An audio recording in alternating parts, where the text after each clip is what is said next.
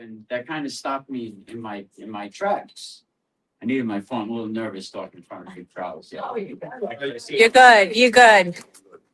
You know, he said something that really stopped me in my tracks, you know. He said, go over the evidence and you will see the truth. And he didn't say, believe me. He didn't say, take my word for it. He said, look at the evidence, because the evidence right there, the real evidence, I think it tells a story, that happened 31 years ago. So when I did look at the evidence, what I found a 15-year-old kid who had good working values, who had a job at 15 years old. Even in 95, that was odd. I found a kid that goes to church, that hangs out with his friends, that cares about people. I also found witnesses who place him right there. Now you got to remember that 820 timeline, that witnesses that place him on the porch with his parents, so it just, none of it made sense. So, that's when I had to, do a deep dive and start reading. I went to the truthabouteddieobrien.com website, and I told everybody should go to that website, because all the evidence on there is the state's own evidence in there, black and white. From the DNA testing that excluded Eddie, how do you have Eddie's DNA is not on Janet? Eddie's DNA is not on the murder weapon. How? In 95, maybe we didn't understand it, but in 2026, I think we kind of have an idea. And then you look at the serology testing, which I think is real big. The serology, the blood didn't even match Eddie, and the crime lab actually said, it matches people that were related to Janet. And if you look at the serology notes, and if you look at the actual final report, it's totally different. The final report don't say what the actual notes say. That basically they also excluded Eddie. So how does a jury convict a kid when there's no DNA? The blood work, Janet had AB blood. The blood that they found there was A, B. So what they did to make it look slick is they just took the comma away and made it look like Eddie was mixed with Janet's. So, after 31 years, I don't know how none of this has been brought up yet, or, you are going against a machine, but his daughter is the Chief Justice of the court system, so it's going to take a lot of people. It's going to take everyone getting together, and it's going to take money.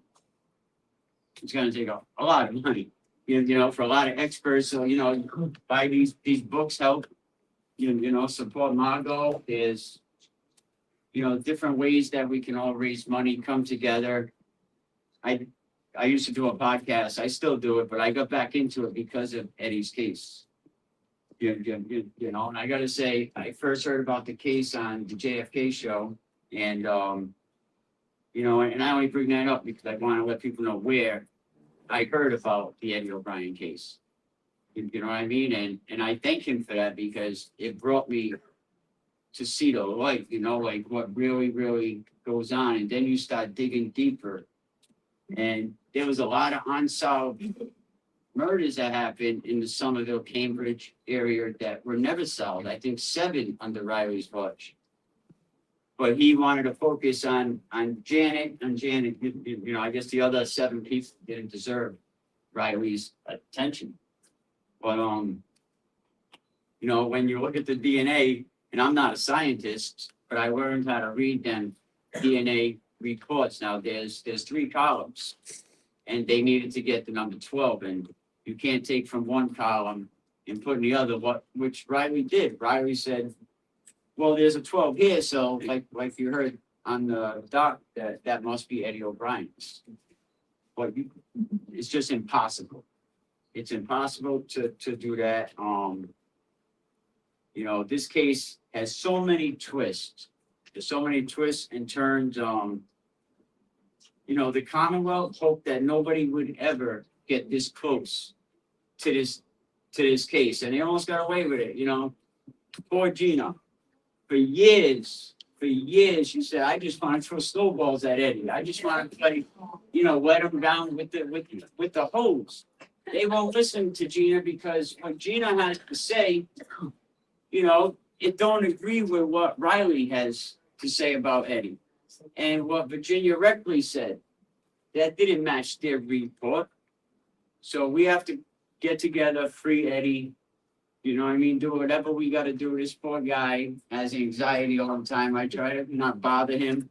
You know, he has a great family from, you know, the wife, the Aunt Jerry, you know, great people, you know, so many great people. Karen here doing what she's doing. I mean, I've been driving myself nuts, digging in law books, trying to read the case. I mean, if you watch my podcast, it's a little more put together than what I'm saying now. What's the name of your podcast? Can we keep it real, you know? One word. Say it Yeah, back, one keep word. it real. Say it back. Can we keep it real? Woo!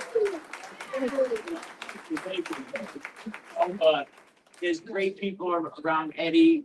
Eddie's a nice guy. And let's talk about this. They said Eddie is a psychopath. You know, Eddie's nuts. Eddie has 7 disciplinary infractions in prison in 31 years. I had 7 in a week. You know? It's not a lot. It's not a lot. You know, 7 in 31 years is like almost nothing. Like, Eddie does so much to Eddie. Riley thought by putting Eddie in prison, it was going to break Eddie. It was going to tear him down. You put him in Walpole State Prison with Massachusetts' most hottest criminals. Breaks them down. And what did Eddie do? Eddie made prison better. He made prison better for a lot of people. He made prison better for other inmates.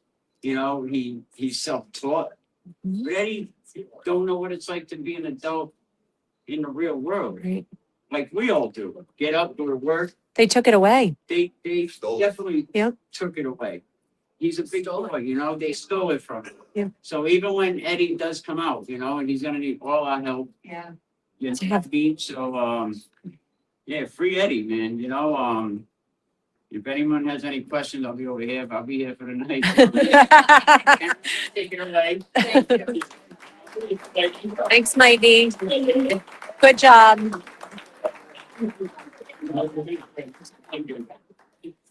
You know, he brought up a really good point that you got to think about it. So this last week, I've been at the Lindsay Clancy trial. I was driving down Sunday night, and Eddie called. He said, "I knew you're driving down, so I got to check on you about this, right?" And I said, "I'm going to Massachusetts. Can you believe it's my first time sleeping in a hotel by myself?" And he's like, "Can you believe I've never done that either?" And I was like, but you know, like, think about that. Yeah. You have to think about all the things he has license. He didn't go to prom. They never rode a bike. He's never slept in a hotel by himself. He's never had a quiet night. And that was like, that really struck me. I'm driving down and I'm thinking like, I've had plenty of opportunity, but he never has. No. He has missed out on so many things. While on the flip side, taking that time that was stolen from him, staying so positive, making such a difference. You know, I've met a lot of people in my life, and I was a police officer, I was a dispatcher, and with all honesty, I have never met anybody like Eddie O'Brien. I never have. I've never met anybody who has faced time after time the adversity and the just bam, like all the bombs that just kept coming his way.